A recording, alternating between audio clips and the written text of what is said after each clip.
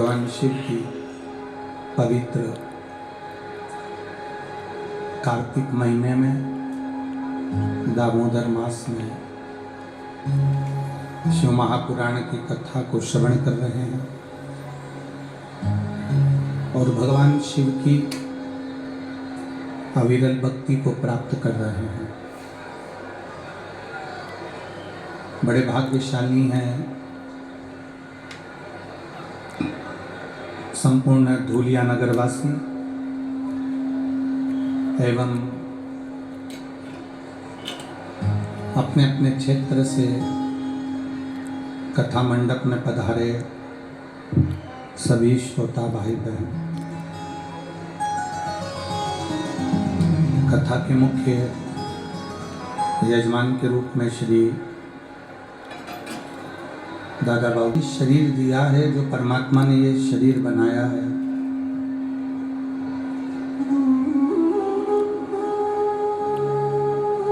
और जो ये शरीर हमने कंकर शंकर की पूजन करी, हमारे पति ने वो रुद्राक्ष की पूजन करी और वही रुद्राक्ष मेरे पति ने गले में धारण कर लिया। गुरुजी, आज 2.5 साल हो गए, मेरे पति ने न मदिरा को हाथ लगाया न मांस को हाथ लगाया। वो पत्र जो हम मंडोरा जी के यहाँ रुके हैं, चेतन जी मंडोरा जी के यहाँ, वहाँ रखा है। आज शाम को जाने के बाद हम मंडोरा जी को पत्र दे देंगे, आप भी पढ़ना उस पत्र को, उस पत्र का स्मरण करिएगा। अगर पक्की दृढ़ता आपके भीतर है, पक्का भरोसा आपके भीतर है, पक्का विश्वास आपके भीतर है, तो आप जिंदगी में कभी हार नहीं सकते। आपका विश्वास, आपका भरोसा आपको बल प्रदान करता है।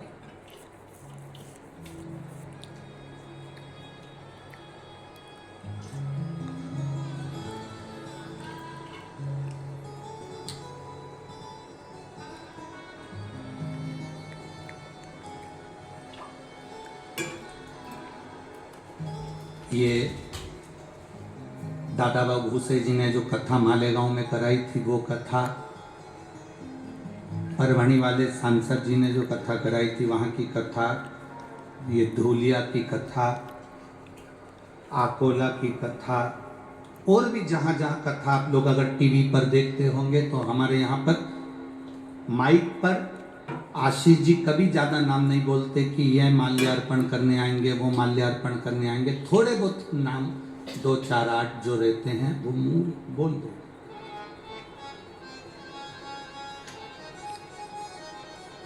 एक माला, एक प्रणाम और एक प्रशंसा। आप भी बोलो, कितनी चीज है? 3। पहली, जम के बोलो जरा, माला।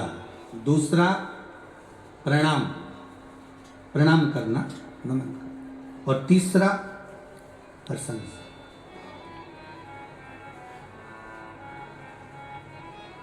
ये 3 चीजें जिसको बहुत अच्छी लगती है, जिसको बहुत अच्छा लगता है कि लोग मुझे प्रणाम करें, दुनिया के लोग मुझे नमन करें। दक्ष प्रजापति को महादेव ने प्रणाम नहीं करा था, और दक्ष प्रजापति को सबने प्रणाम करा, पर महादेव ने नहीं करा। ये दक्ष प्रजापति के भीतर होना था कि सबने प्रणाम करा, मेरे जमाई ने प्रणाम नहीं करा तो मुझे श्राप नहीं देना चाहिए, मुझे अपशब्द नहीं कहना चाहिए। पर जिसको प्रणाम करवाने का शौक होता है, वो एक न एक दिन बर्बादी के कतार पर आकर खड़ा हो जाता है, बर्बादी की कतार पर आकर खड़ा हो जाता है। दूसरे नंबर पर, माला ज्यादा ना पहने, ये अहंकार उत्पन्न कर देती है।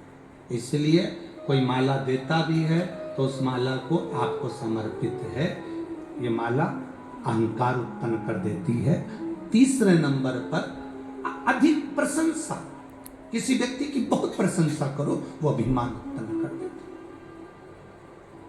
माला के चक्कर में तो बहुत झगड़े भी होते हैं महाराज। आज की, अब तो नहीं होते, अब तो हमारे यहाँ ज़्यादा माला का अर्पण का ज़्यादा रखते नहीं है। और आप लोग तो इतने समझदार हैं धोलिया वालों कि जिन्होंने कोई लंबी लिस्ट यहाँ आशीष जी को नहीं देते कि इनको बुलाओ कि उनको बुलाओ, तो 2 घंटे तक ये काम टूट जाए। बहुत इसी को समर्पण कहते हैं। और मैं धन्यवाद दूंगा पूरी धूलिया की टीम को। साधुवाद है, साधुवाद था। नहीं तो मालात के चक्कर में तो बहुत बहुत बहुत लफड़े होते हैं। बहुत हमारी 20-22 साल पहले कथा थी नर्मदा जी के तट पर, कजलास के पास में।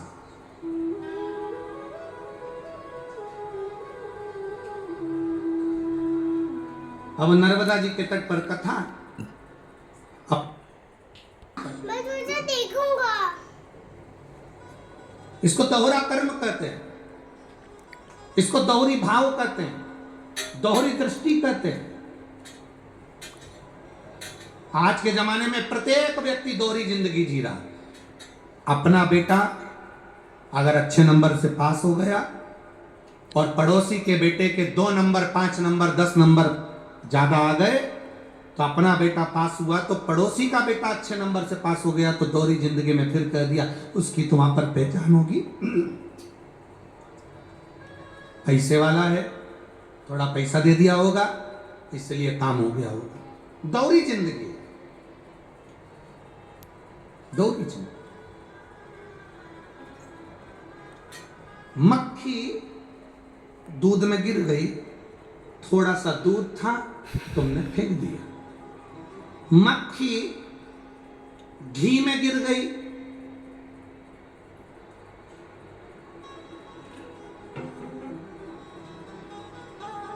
धुलिया वालों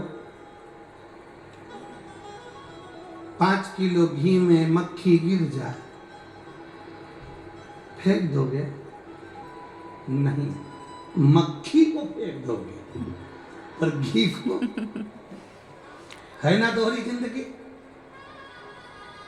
दूध में गिरी, दूध फेंक दिया, पानी में गिरा, पानी फेंक दिया, खीर में गिरी, खीर फेंक दी, रबड़ी में गिरी, रबड़ी फेंक दी, हलवे में गिरी, हलवा फेंक दिया, घी में गिर गई, घी। दोहरी जिंदगी। हमारा पूरा जीवन दोहरी जिंदगी में चलता है, दोहरी जिंदगी। दामाद अच्छा मिल जाए, मेरी बेटी को साथ लेके चलता है।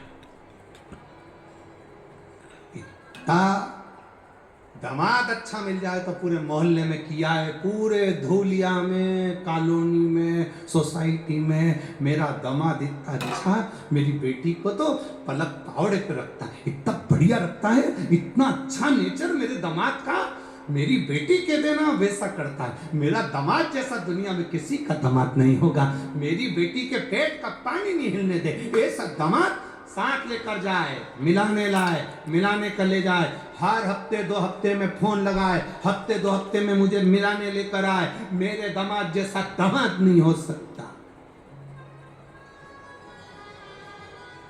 अब जैसा तुम्हारा दामाद कर रहा है वैसा की वैसा ही तुम्हारा बेटा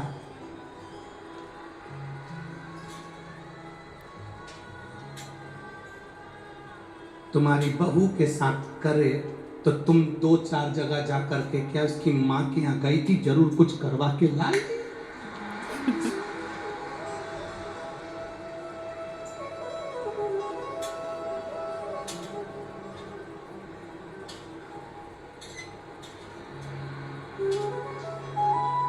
सही है कि गलत है ना दोहरी जिंदगी।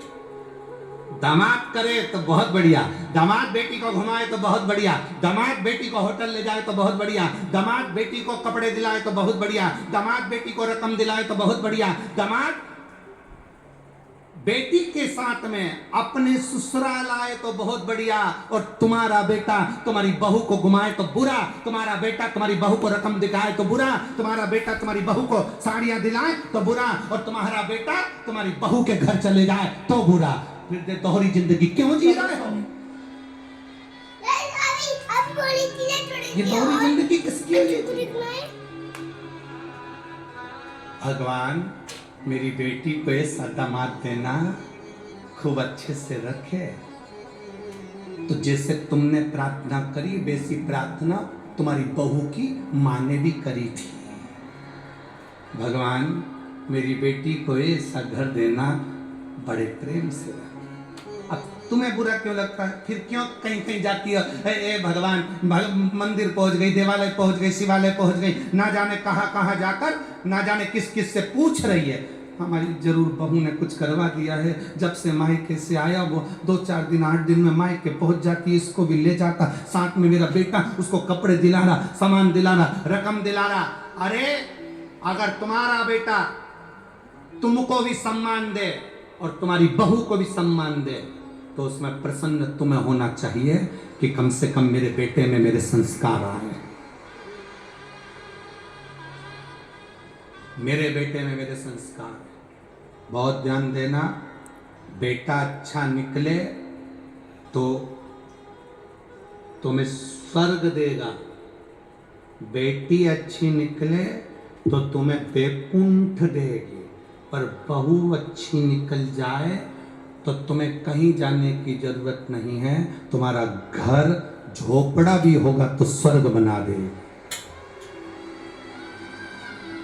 तो तुम्हारा झोपड़ा जैसा मकान भी होगा तो स्वर्ग बना देगी। और अगर बहू अगर गलत निकल जाए तो तेरी 4 मंजिला बिल्डिंग को भी तेरे रहने के लिए नरक बना देगी। आंख में से 24 घंटे आंसू झरेगा, 24 घंटे आंसू, 24 घंटा दोहरी जिंदगी जीना। शिव महापुराण की कथा कभी नहीं कहती कि दोहरी जिंदगी जियो। शिव महापुराण की कथा कहती है आप जो कर रहे हो उसमें श्रेष्ठता आपकी देखिए, आप दूसरे में उसमें गलत ना देखें, दूसरे में भेद ना देखें। बेटी अच्छी रहे ये हर माँ कामना करती है, बेटी सुखी रहे ये हर माँ कामना करती है।